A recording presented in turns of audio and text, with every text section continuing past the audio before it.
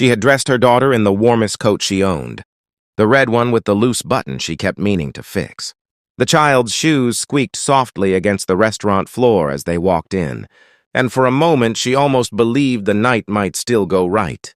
Christmas lights reflected off the glass walls, laughter floated from tables already full, and the smell of food made her daughter squeeze her hand with excitement. The host barely looked at her before glancing down at the reservation. His smile thinned when he noticed the child.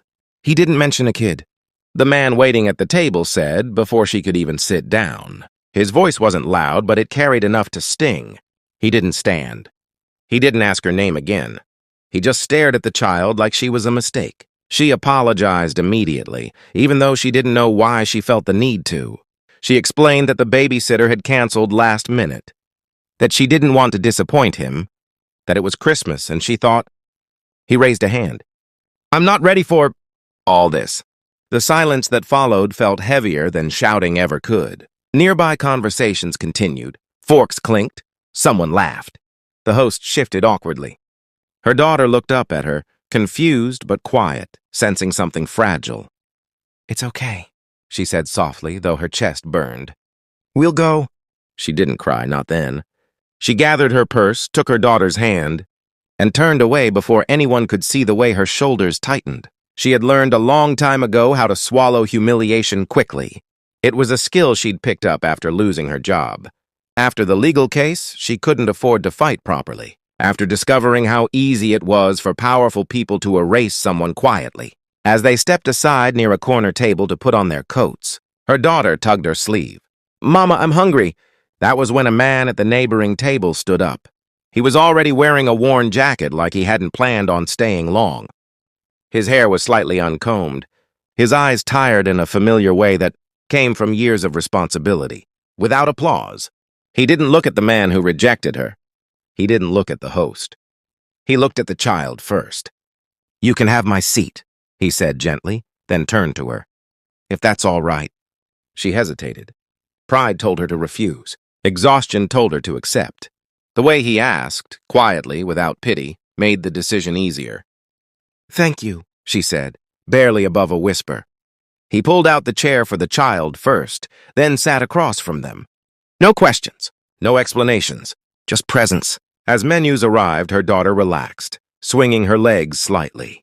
The man ordered hot chocolate for her without asking, like he already knew what kids needed on cold nights. Only then did he introduce himself simply with no titles. He was a single father too, he said, his son at home with his sister. He worked odd hours, early mornings mostly.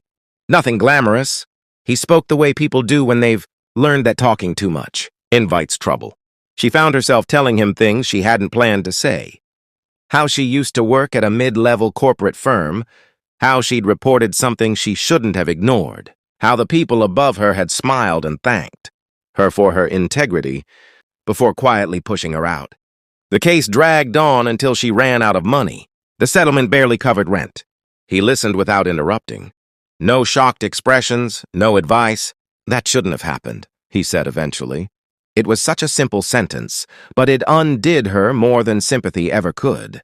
She asked about his work and he shrugged.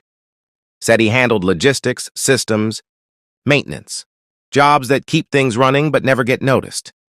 He said companies often forget the people who actually see how things break. There was something in the way he said it that made her pause. The rejected man from earlier passed by on his way out, avoiding eye contact. Her chest tightened again, but this time it didn't consume her. The single father didn't look at him either. Instead, he asked her daughter about school, about what she wanted for Christmas.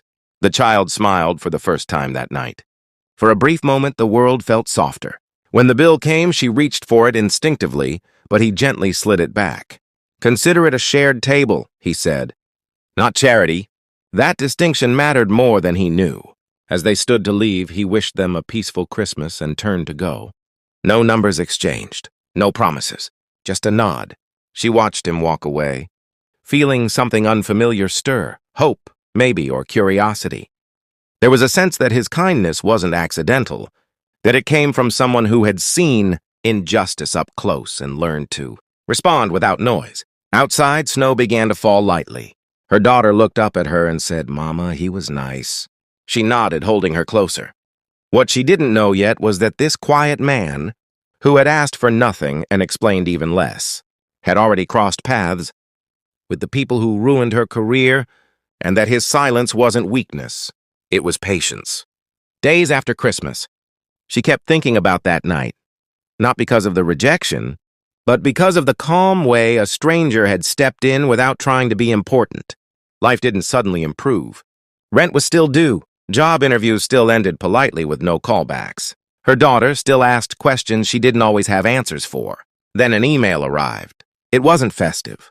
It wasn't warm. It was legal. The company she once worked for was reopening an internal compliance review. Her name was listed, not as a witness, but as a key reference. She stared at the screen for a long time, her stomach tightening. That company had buried her once already. People didn't change that easily. She almost ignored it. But something inside her, the same instinct that had pushed her to speak up years ago, wouldn't let her delete the message. She replied with one sentence. She would cooperate on record and only in writing. The response came faster than she expected. What she didn't know was that the review wasn't voluntary. A major client had pulled out suddenly. Financial systems that had been quietly manipulated for years were under scrutiny. Someone had noticed patterns others had, ignored small inconsistencies that only appeared if you knew where to look. The same man who had shared his table with her on Christmas had been watching those patterns for a long time. At work, he was invisible by design. He maintained back-end systems, audited internal flows that executives rarely understood, and documented irregularities no one thought to ask about. He never complained, never confronted anyone directly. He learned early that noise attracts attention, and attention attracts danger. When he recognized her name in the old files, he remembered the case instantly. Not because of gossip, but because her report had been accurate. It had been dismissed internally, overridden by signatures that came from higher floors.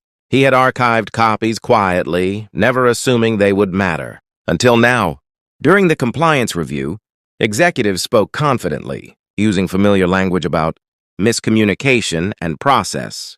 Failures. They didn't notice him at first. They never did.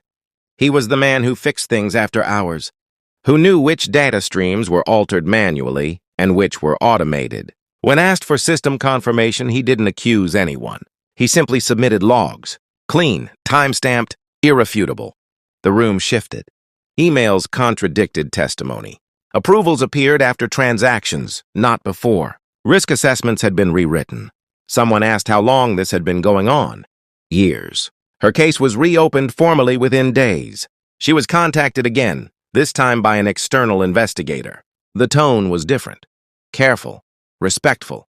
They asked her to recount everything, not because they doubted her, but because they needed the human cost attached to the numbers. She spoke calmly. About how she had believed integrity mattered. About how she had been praised, then quietly isolated. About how her access was revoked without explanation. About how the settlement came with a confidentiality clause she signed only because she needed to feed her child. No one interrupted her this time. When the findings were released internally, names were removed first. Positions were suspended. Resignations followed quietly without press releases. The company framed it as strategic restructuring. But inside, everyone knew. She received an offer shortly after, not from the same department. Not with apologies, but with something better. A consulting role, independent, protected, fairly paid. No loyalty required. She hesitated. Then she remembered the Christmas night. The chair pulled out for her daughter. The refusal to turn kindness into leverage. She accepted. Weeks later, she saw him again by accident. A weekday morning.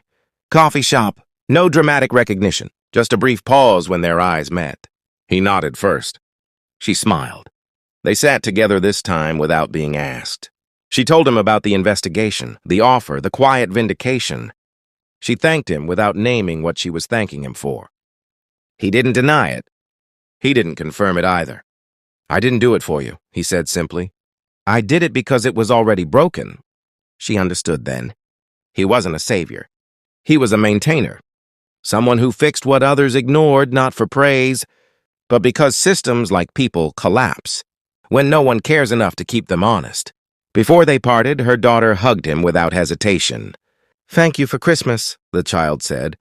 He smiled, softer than before. That night hadn't changed her life instantly. It hadn't erased the years of struggle. But it reminded her that kindness doesn't always arrive loudly, and justice doesn't always come from power. Sometimes it comes from someone who notices, someone who asks quietly if they may sit, and stays long enough to make things right without ever needing the credit.